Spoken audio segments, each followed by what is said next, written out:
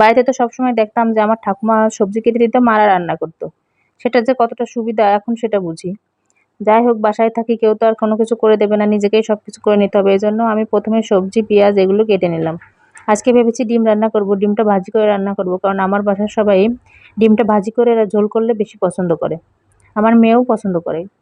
ওরটাই একটু ভেবেছি ঝাল বাদ দিয়ে এমনিতেই ভাজি করে তারপরে ঝোলের ভিতরে দিয়ে দেবো। এজন্য প্রথমে ওরটাই ভাজছি, শুধু পেঁয়াজ দিয়ে ডিমটাকে ফেটিয়ে নেব।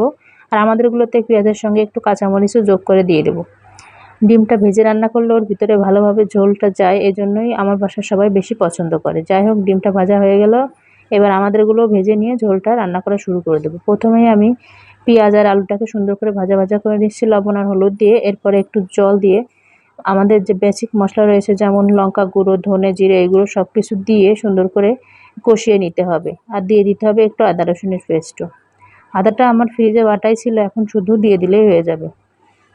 দিয়ে সুন্দর করে কষিয়ে একটু আলুটাকে নরম করে সিদ্ধ করে নিয়ে তারপরে আগে থেকে যে ডিমটা ভেজে রেখেছিলাম ওটাই দিয়ে দিতে হবে, তাহলেই হয়ে যাবে। এই তো ঝোলটাও প্রায় হয়ে গেল।